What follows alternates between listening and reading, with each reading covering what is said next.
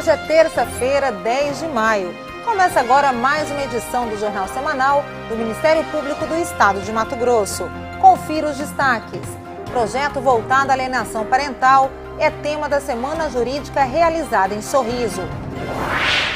GAECO deflagra Operação Rêmora e desmantela esquema de direcionamento de licitações na SEDUC. E a primeira etapa do encontro eleitoral reúne mais de 1.000 pessoas na capital. O MPTV começa agora.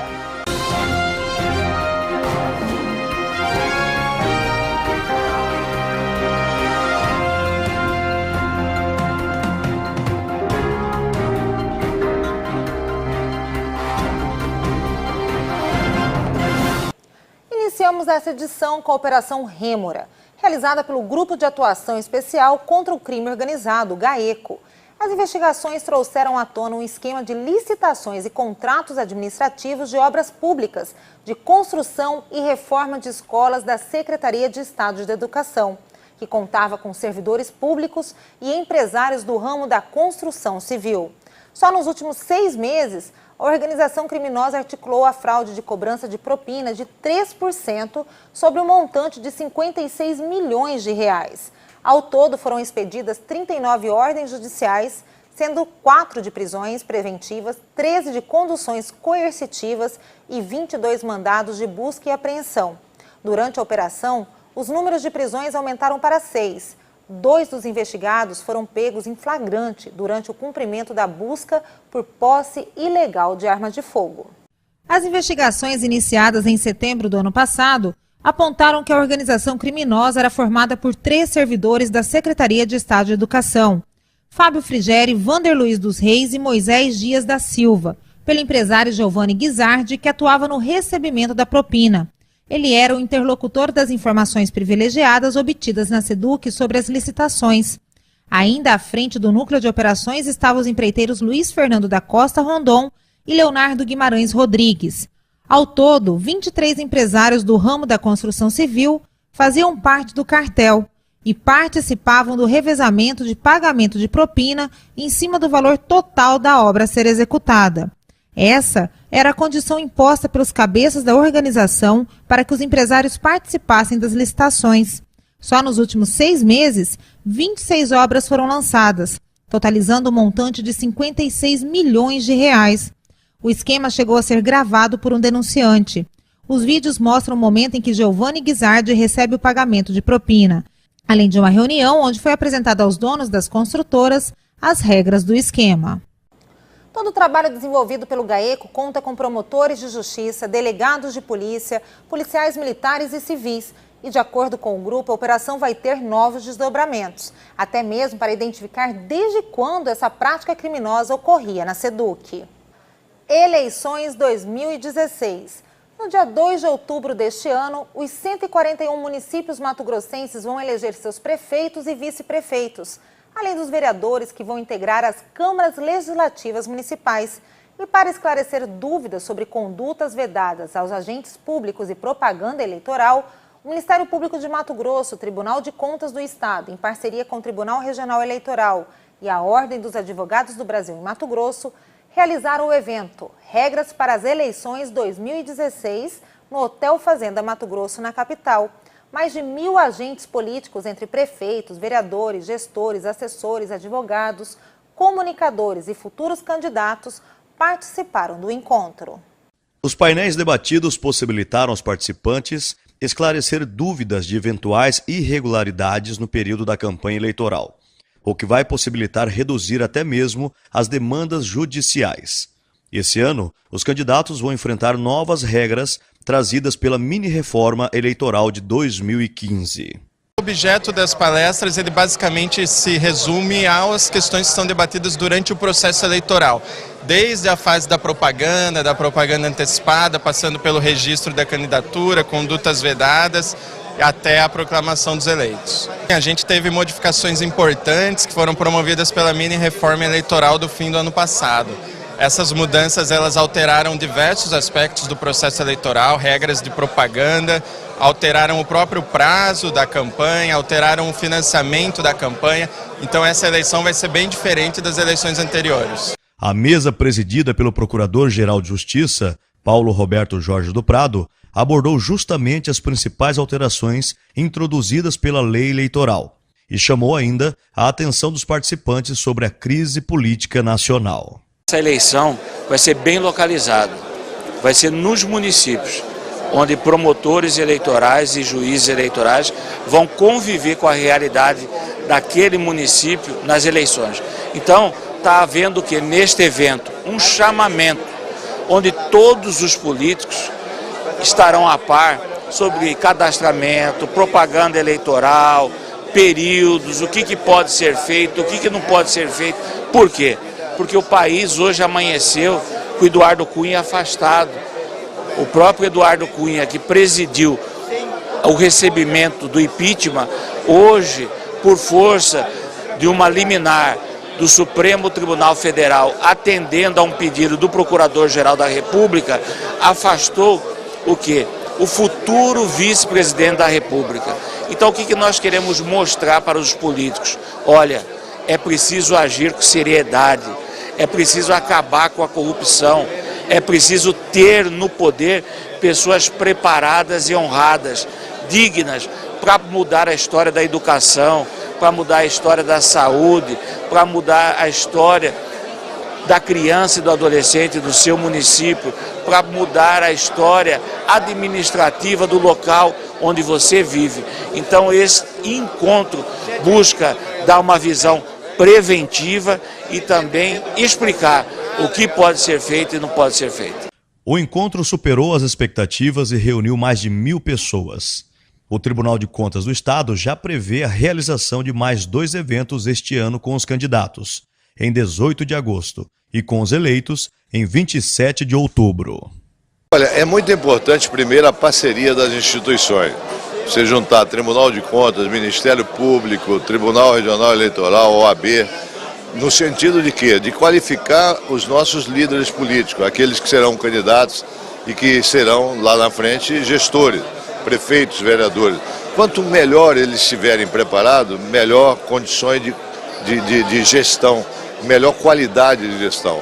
E se você melhorar a gestão, melhora a qualidade dos serviços públicos. Então, eu acho que a solução do Brasil, primeiro, é uma participação mais efetiva da sociedade no dia a dia da gestão. E segundo, nós temos uma qualidade de líderes melhor preparados para exercer as funções. E veja no próximo bloco.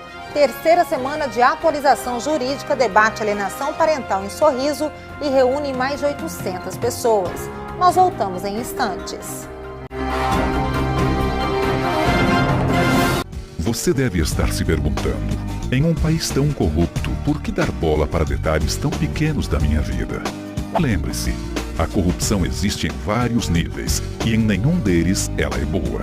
Nem nos governos, nem nas empresas, nem nas escolas e muito menos na sua vida. Ser honesto é a única maneira de dizer não à corrupção sem ser hipócrita.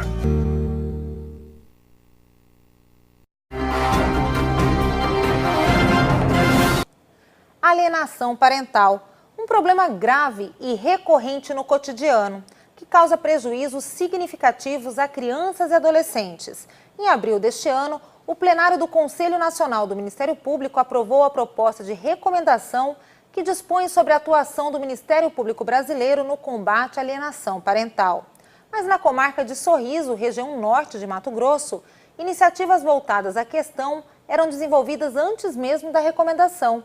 Diante de sua relevância, o assunto foi discutido durante a terceira semana de atualização jurídica no município, oportunidade em que o projeto Reconstruindo Sorrisos por uma Infância Livre de Alienação Parental foi apresentado. Acompanhe esse trabalho. Auditório lotado. Mais de 3.000 pessoas interagiram numa temática em favor daqueles que se encontram ainda em fase de desenvolvimento de personalidade. Uma programação montada com autoridades que abordaram durante uma semana os conflitos familiares que refletem justamente nos filhos. E essa situação tem nome. A alienação parental se caracteriza quando o pai ou a mãe estimulam uma criança a romper laços afetivos com outro cônjuge. Aqui na comarca de Sorriso, tramitam atualmente 104 processos referentes a essa prática. E E o crescimento dessa síndrome tem levado instituições em nível nacional a emitirem alertas sobre a importância do assunto. Em Sorriso, o Ministério Público colocou em prática o projeto Reconstruindo Sorrisos, por uma infância livre da alienação parental, uma parceria com o Poder Judiciário e vários outros envolvidos. A terceira semana de atualização jurídica foi a oportunidade de mostrar que políticas eficazes de prevenção e combate à alienação parental são possíveis. No Brasil, nós temos uma lei federal que prevê a alienação parental como ato ilícito, prevê que é dever do Estado combatê-la e estipula medidas e punições que podem ser aplicadas pelos magistrados. Muito embora essa lei tenha sido sancionada em 2010, a Lei Federal 12.318 de 2010, a expressão alienação parental ainda é desconhecida pela maioria da população brasileira. Então, num primeiro momento, nós temos que popularizar esse tema, temos que levar conhecimento para as pessoas, atuando de uma maneira preventiva. Esse é o objetivo inicial do projeto. Para ao depois, após um amplo trabalho de conscientização, se algumas pessoas insistirem em praticar atos de alienação, insistirem em expor a risco a integridade psíquica dos nossos jovens, aí sim é dever do Ministério Público agir em juízo, ingressando com ações judiciais para que sejam aplicadas as punições previstas na Lei Federal 12.318 de 2010. Para a desembargadora vice-presidente do Tribunal de Justiça de Mato Grosso, a semana de palestras foi de grande relevância social.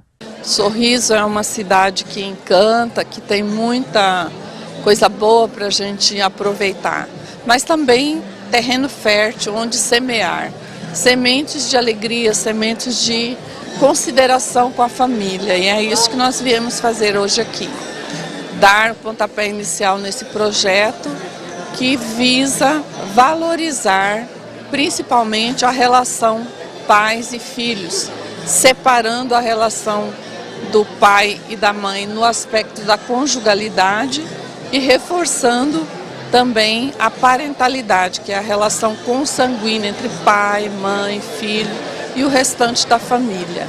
E hoje, mais do que nunca, nós verificamos um número cada vez maior de crianças e adolescentes que passam por essa tormenta de ter que ficar no meio de um fogo cruzado, no caso de um rompimento da relação conjugal. As atividades contaram ainda com o brilho das crianças que cantaram e encantaram. Até no caminho você pode retirar uma flor que tem espinho, você pode se arranhar. Se o bem e o mal existe, você pode sorrir. É preciso saber viver. A interação da sociedade revelou que o assunto ainda gera muitas dúvidas. O governo do estado também enfatizou que a causa é nobre e que iniciativas como essa vão ter apoio da gestão. Esse é um evento que ele tem uma importância que ele ultrapassa os limites da cidade de Sorriso, porque a alienação parental é um problema que aflige hoje o Brasil inteiro, o mundo inteiro. Nós temos alguns outros países que inclusive não criaram legislação específica como o Brasil criou. Esta semana jurídica, elegendo esse tema como tema central de debate, é uma semana jurídica que só tem a fazer com que esse assunto ganhe a importância que merece. Estatísticas apontam que a aproximação da sociedade com o trabalho preventivo de conscientização vai evitar que esse trauma atinja as próximas gerações.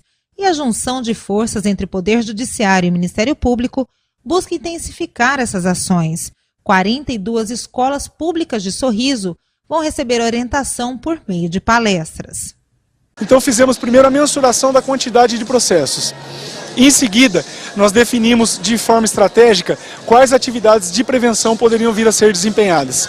Posteriormente, nós traçamos um plano de enfrentamento, tanto na seara pré-processual como na seara processual, e nos valendo do atendimento psicológico, que nós temos a parceria com a AB e com a UNIC, e utilizando principalmente a mediação familiar.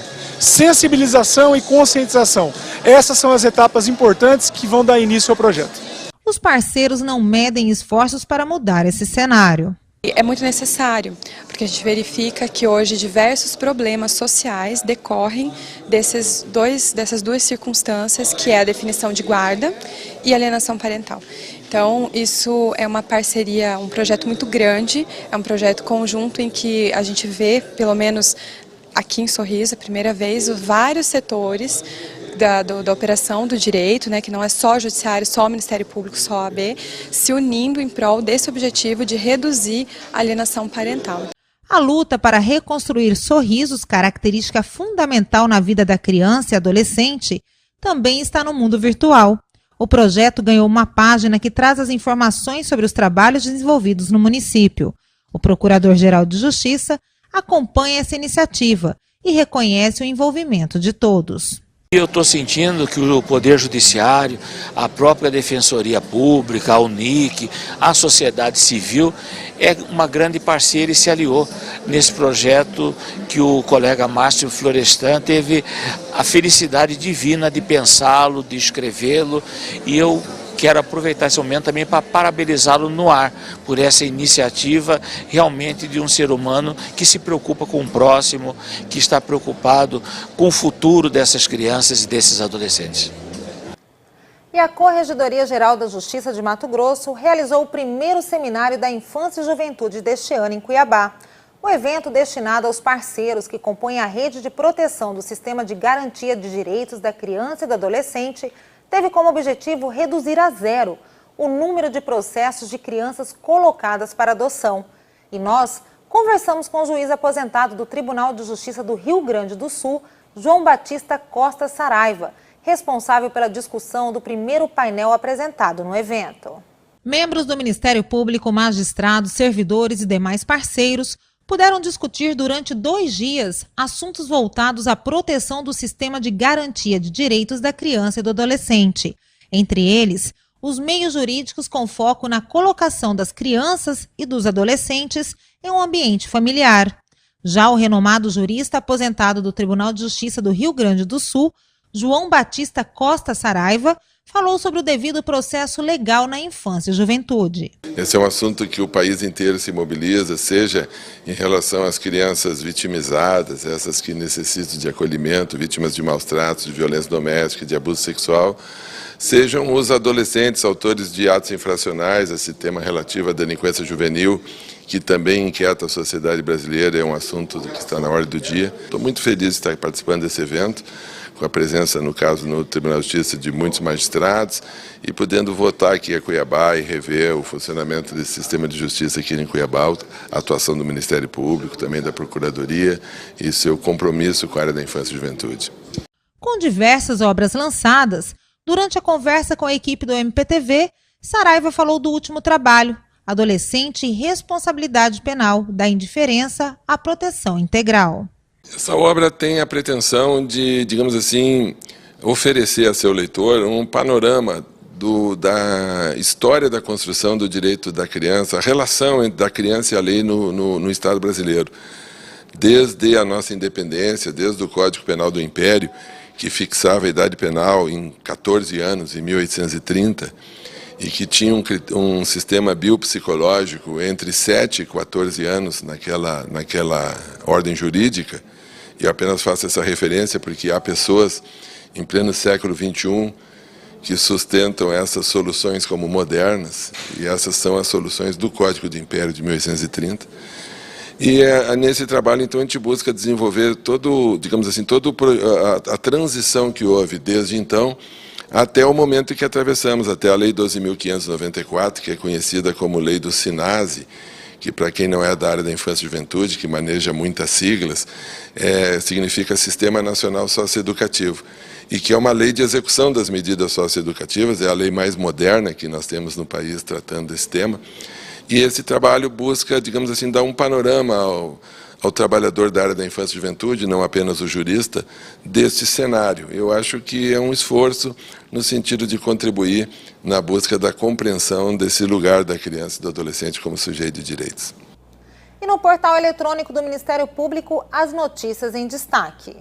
Iniciativas desenvolvidas pelo Ministério Público de Mato Grosso praticamente dobram em Banco Nacional de Projetos do Conselho Nacional do Ministério Público. Em Rondonópolis, estudantes de direito vão ter a oportunidade de participar de curso de capacitação. Após notificação do Ministério Público, transporte escolar na zona rural de Mirassol do Oeste é regularizado. Em nota de repúdio, procuradores gerais de justiça alertam sobre os riscos de aprovação da PEC 65 de 2012.